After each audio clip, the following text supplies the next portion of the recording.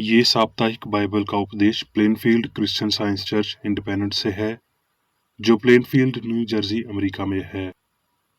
अधिक जानकारी के लिए कृपया हमारी वेबसाइट पर जाएं www.plainfieldcs.com। आपके ध्यान के लिए ये पाठ रविवार 8 अक्टूबर 2023 के लिए है। विषय: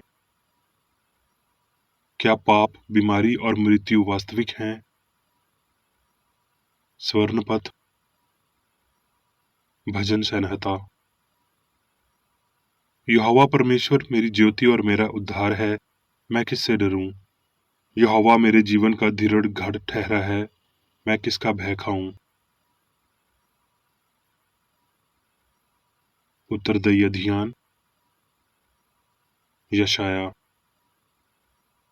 परमेश्वर मेरा उद्धार है, मैं भरोसा रखूंगा और ना थरथराऊंगा, क्योंकि प्रभु यहोवा मेरा बाल और मेरे भजन का विषय है, और वो मेरा उद्धार करता हो गया है।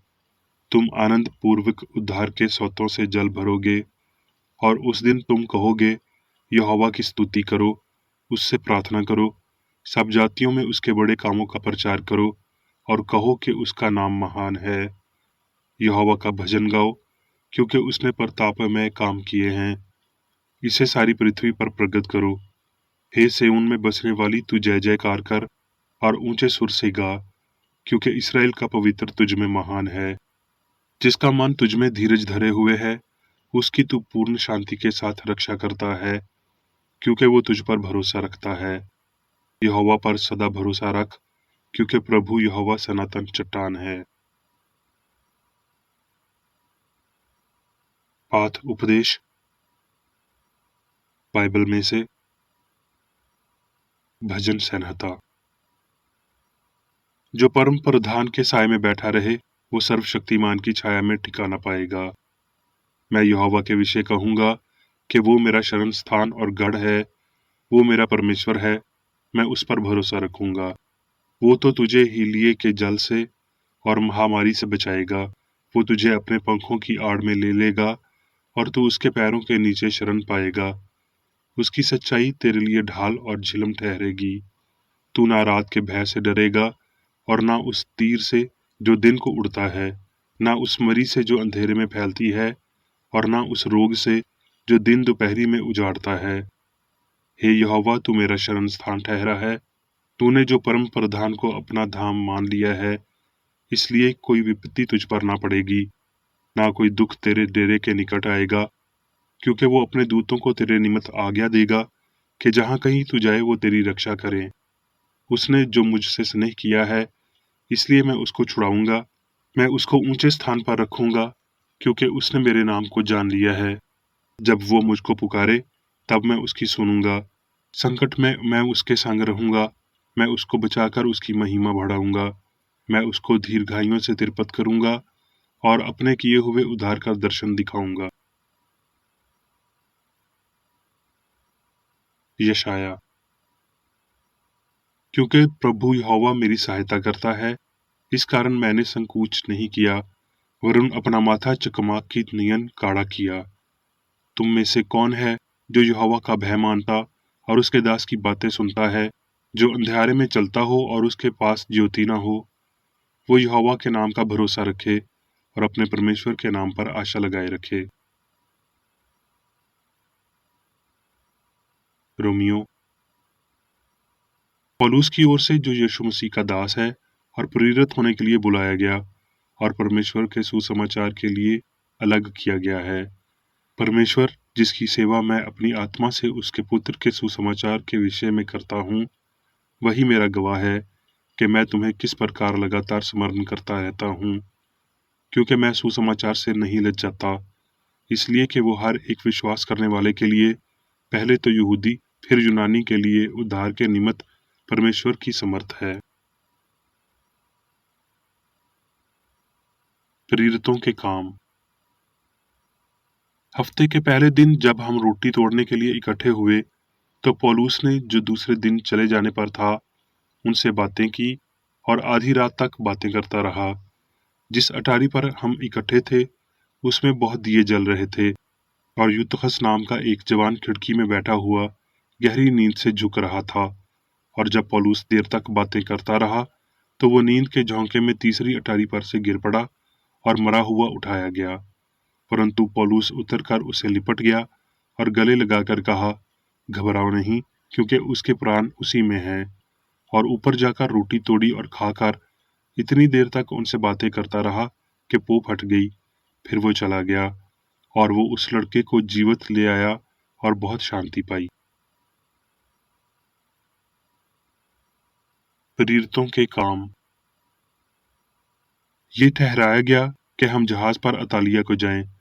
वहां से जहाज खोलकर हवा विरोध होने के कारण हम कुप्रोस की आड़ में होकर चले। थोड़ी देर में वहां से एक बड़ी आंधी उठी जो यूरक्लोन कहलाती है। जब ये जहाज पर लगी तब वो हवा के सामने ठहर ना पाए, सो हमने उसे बहने दिया और इसी तरह बहते हुए चले गए। और जब बहुत दिनों तक न सूर्य न तारे दिखाई दिए और बड़ी आंधी चल रही थी, तो अंत में हमारे बचने की सारी आशा जाती रही। जब वो बहुत उपवास कर चुके तो पौलुस ने उनके बीच में खड़े होकर कहा, परंतु अब मैं तुम्हें समझाता हूँ कि ढारस बांधो, क्योंकि तुम में से किसी के प्राण की हानि न होगी, केवल जहाज की। क्योंकि परमेश्वर जिसका मैं हूँ और जिसकी सेवा करता हूँ, उसके स्वर्गदूत ने आज रात मेरे पास आकर कहा, हे पौलुस, मत डर, तुम्हें कैसर के सामने खड़े होना अवश्य है। और देख, परमेश्वर ने सबको जो तेरे साथ यात्रा करते हैं तुझे दिया है। इसलिए हे सज्जनों, ढारस बांधो, क्योंकि मैं परमेश्वर की प्रतीति करता हूँ कि जैसा मुझसे कहा गया है वैसा ही होगा। तब वो सब भी ढारस बांधकर भोजन करने लगे। हम सब मिलकर जहाज पर 276 जन थे, और बाकी कोई पत्थरों पर और जहाज की ओर वस्तुओं के सहारे निकल जाएं, और इसी रीति से सब भूमि पर बच निकले। प्रेरितों के काम।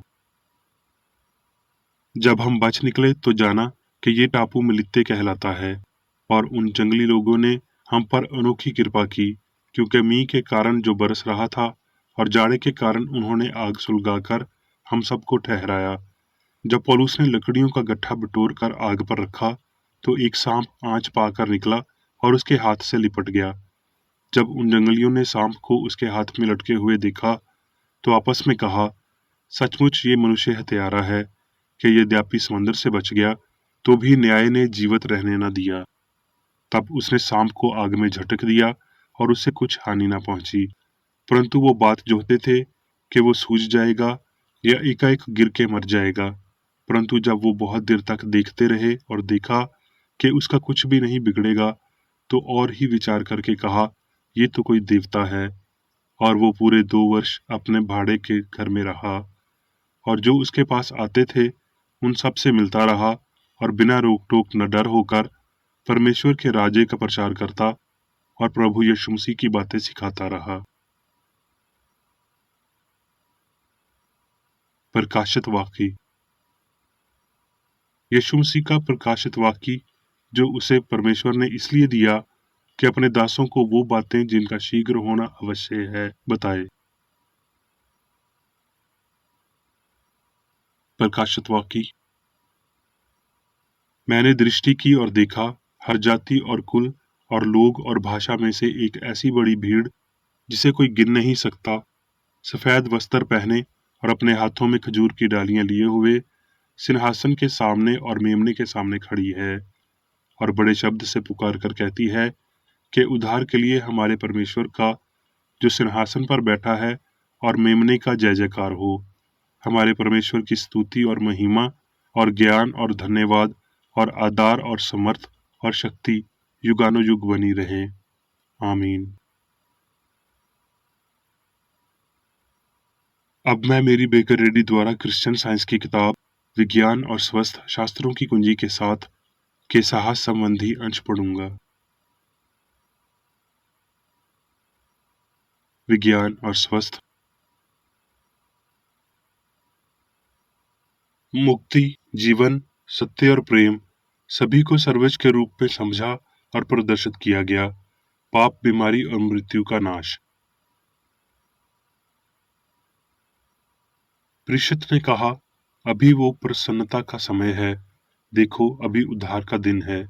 अर्थ ये नहीं कि अब पुरुषों को भविष्य संसार के उद्धार या सुरक्षा के लिए तैयार होना चाहिए, परंतु अब वो समय है जिसमें आत्मा और जीवन में उस मुक्ति का अनुभव करना है। अब तथाकथित भौतिक वेदनाओं और भौतिक सुखों को दूर करने का समय है, क्योंकि विज्ञान में दोनों ही असत्य हैं, क्योंकि ये असंभव है। असंसारिक जादू को तोड़ने के लिए नश्वर लोगों को सच्चा विचार और सभी का दिव्य सिद्धांत प्राप्त करना चाहिए, जो वास्तव में मौजूद हैं और ब्रह्मांड को समान जैसे पूर्ण रूप से नियंत्रित करते हैं। इस विचार को धीरे धीरे समझा जाता है और इसकी प्राप्ति से पहले के अंतराल में संदेह और हार के साथ साथ जीत भी होती है। बाइबल में सभी उपचारों का नुस्खा मौजूद है। उस पेड़ के पत्तों से जाति जाति के लोग ठीक होते थे। पाप और बीमारी दोनों एक ही सिद्धांत से ठीक होते हैं। वृक्ष मनुष्य के दिव्य सिद्धांत का विशेषत है, जो हर आपात स्थिति के बराबर है, पाप, बीमारी और मृत्यु से पूर्ण मुक्ति प्रदान करता है। पाप और क्षमा, स्वार्थ और कामुकता की आशा के बीच में पेंडुलम की तरह झूलते हुए निरंतर प्रतिगमन का कारण बनता है। हमारी नैतिक प्रगति धीमी हो गई। मसीह की मांग के प्रति जागते हुए नश्वर दुख का अनुभव करते हैं।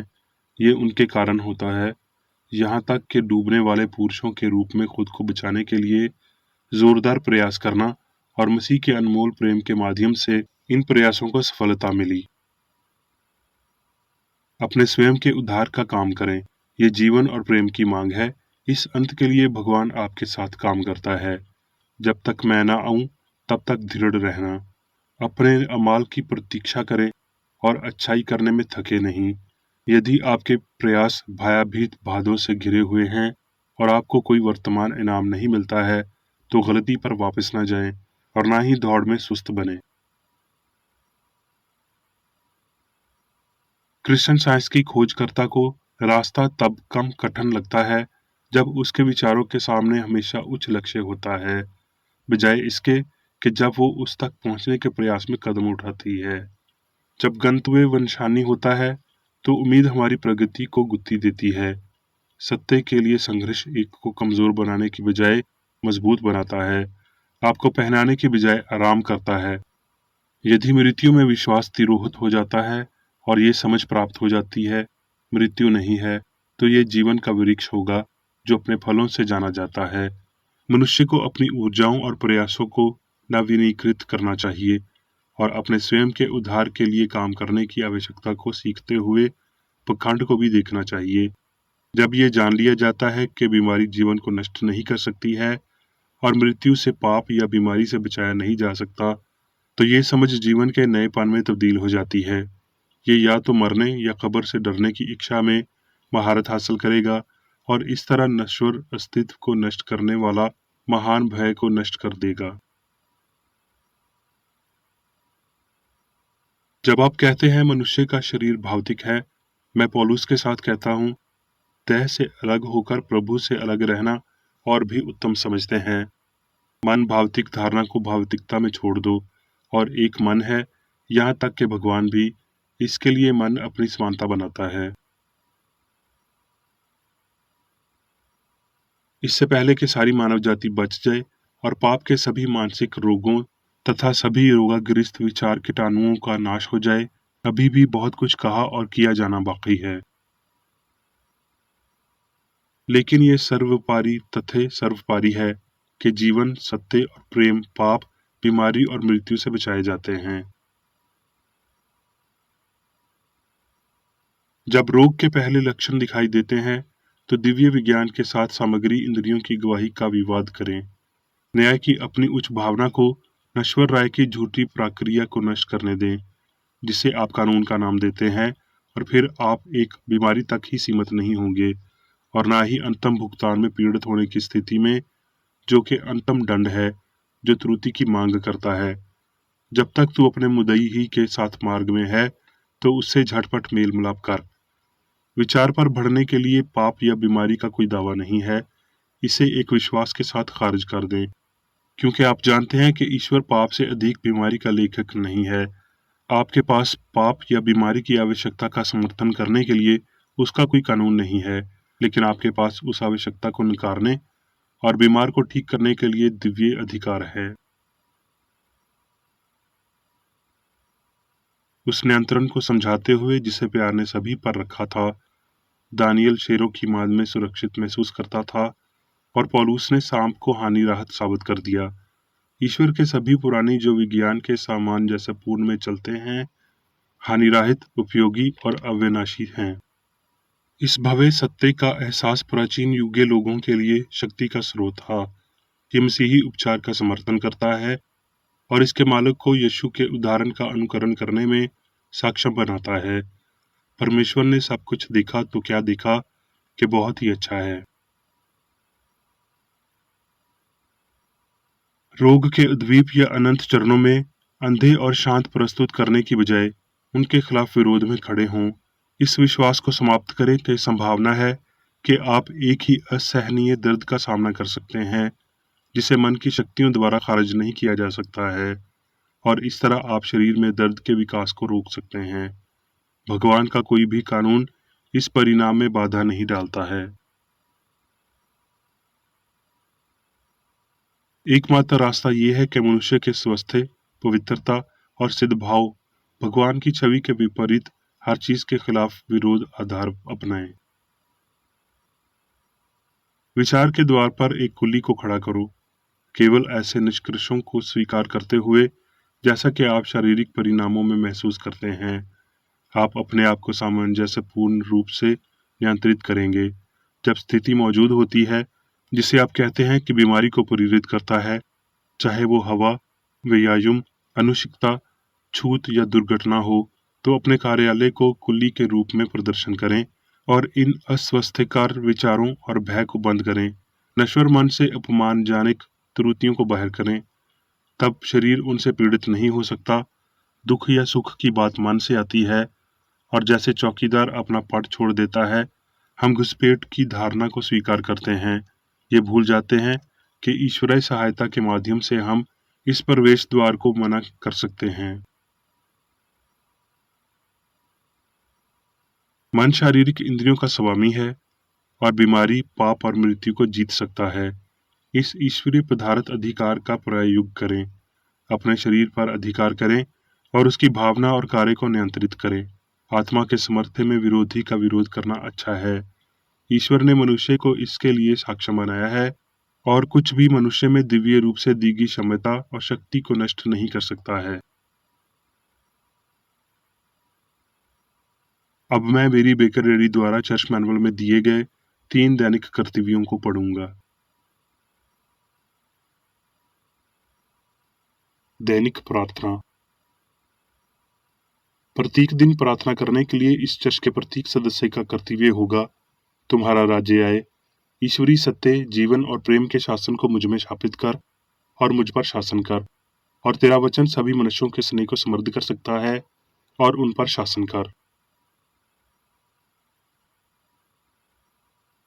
आदेशों और कर्तव्यों के लिए एक नियम। ना तो दुश्मनी और ना व्यक्तिगत लगाओ। मदर चर्च के सदस्यों के आदेशों और कर्तव्यों पर लागू करना चाहिए। विज्ञान में दिव्य प्रेम ही मनुष्य को नियंत्रित करता है और एक क्रिश्चियन विज्ञानी प्यार की मीठी सुविधाओं को दर्शाता है। प्यार में डांटने पर, सच्चा भाईचारा, परोपकार और क्षमा में। इस चर्च के सदस्यों को प्रतिदिन ध्यान रखना चाहिए और सभी बुराई दूर करने, भविष्यवाणी, न्याय करने, निंदा करने, परामर्श देने, प्रभावित करने या गलत तरीके से प्रभावित होने से बचने के लिए प्रार्थना करनी चाहिए। कर्तव्य के प्रति सतर्कता। इस चर्च के प्रत्येक सदस्य का यह कर्तव्य होगा कि वो प्रतिदिन आक्रामक मानसिक सुझाव से बचाव करे और भूलकर भी ईश्वर, नेता और मानव जाति के प्रति अपने कर्तव्य की उपेक्षा नहीं करनी चाहिए। उनके कामों से उन्हें आंका जाएगा और वो उचित या निंदनीय होगा।